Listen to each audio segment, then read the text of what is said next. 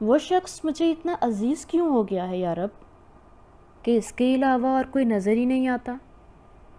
یا اللہ، میں جانتی ہوں یہ سب ٹھیک نہیں ہے، لیکن میرے مولا، آپ نے میرے دل میں اس کی محبت ڈالی ہی کیوں ہے اگر یہ سب گناہ ہے؟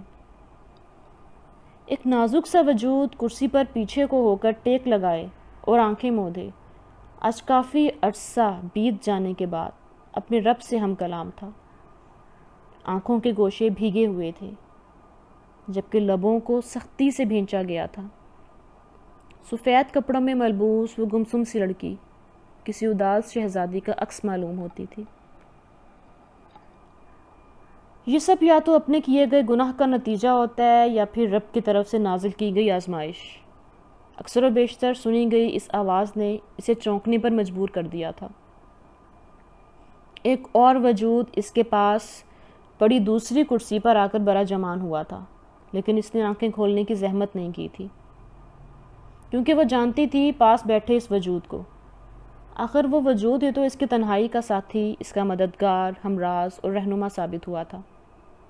لیکن ہم کیسے جان سکتے ہیں کہ یہ ہمارے کیے گئے گناہوں کا نتیجہ ہے یا اللہ کی طرف سے نازل کی گئی آزمائش؟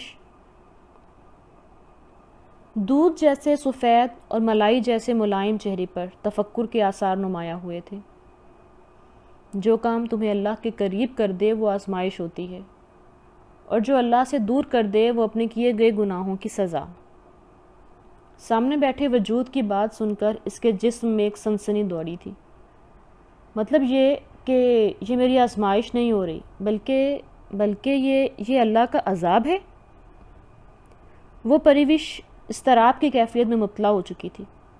اس کے ماتھے پر پڑنے والے شکنیں مزید گہری ہوئی تھیں۔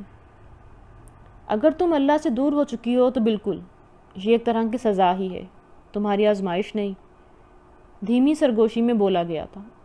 لیکن جب یہ سب گناہ ہے تو اللہ ہمارے دلوں میں نامحرم لوگوں کی محبتیں ڈالتا ہی کیوں ہے؟ اس نے بے دردی سے نچلا لب کچلتے ہوئے پوچھا تھا۔ اگر اس بات پر غور کیا جائے تو دراصل ساری غلطی ہماری ہی ہوتی ہے۔ سامنے بیٹھے اس وجود نے سکون سے جواب دیا تھا۔ لیکن کیسے؟ اس نے جھپٹ سے الگ سوال داغا تھا۔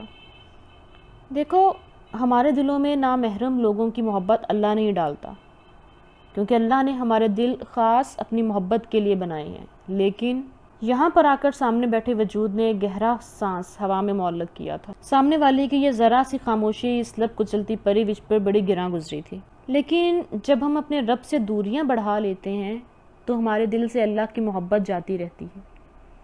فرض کریں ہمارے پاس کوئی ایک برتن ہے جو مکمل خالی ہو چکا ہے۔ اب اس خالی برتن کو دوبارہ بھرنا تو ہوگا کسی نہ کسی دوسری چیز سے۔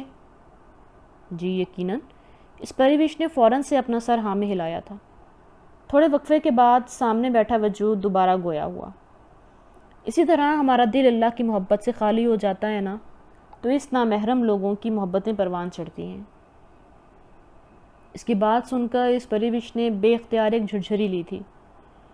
یہ باتیں اس کے لیے ناقابل قبول ہوتی جا رہی تھیں، لیکن وہ پھر بھی خود ہر ضبط کے کڑے پہرے بٹھائے وہیں بدستور برا جمان رہی۔ لیکن جب محبت ہو ہی جاتی ہے تو اللہ ہمیں وہ شخص عطا کیوں نہیں کرتا جس سے ہمیں محبت ہوتی ہے؟ ویسے تو کہا جاتا ہے کہ اللہ اپنے بندے سے 70 ماؤں سے زیادہ پیار کرتا ہے، تو پھر وہ اپنے بندے کو کیوں روتا بلکتا چھوڑ دیتا ہے؟ وہ پسندیدہ شخص اسے دے کیوں نہیں دیتا؟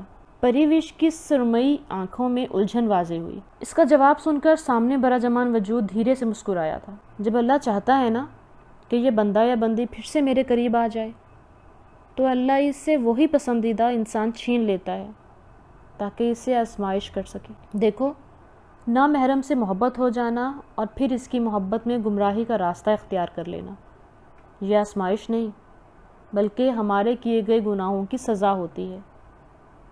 لیکن پھر جب اسی انسان کے ہاتھوں ہمارا ٹوٹتا یا اس انسان کا ہم سے چھین جانا، یہاں سے شروع ہوتی ہے ہماری آزمائش۔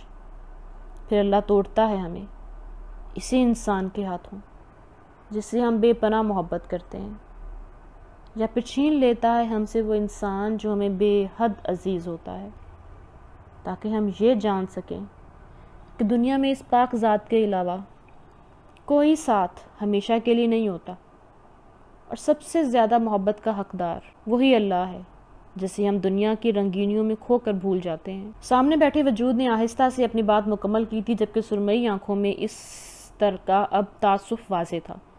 کچھ دیر بعد وہ مبہم سا مسکرائی اور سرگوشی کے انداز میں گویا ہوئی۔ اس سب کا مطلب میں گمراہ ہو چکی ہوں، میں اس شخص کی محبت خود پر اتنا سوار کر چکی ہوں کہ مجھے اس رب کی محبت بھول چکی ہے۔ میں گمراہ ہو چکی ہوں اے حمزاد، میں گمراہ ہو چکی ہوں۔ اشکوں کی لڑی بہتی ہوئی اس کے چہرے کو تر کر گئی تھی۔ ابھی بھی وقت ہے، پلٹ جاؤ، اس راستے سے رجوع کر لو اپنے رب سے۔ وہ تو مالک دو جہاں ہے نا، وہی تو ہے جو اپنے بندے سے 70 ماؤں سے زیادہ پیار کرتا ہے۔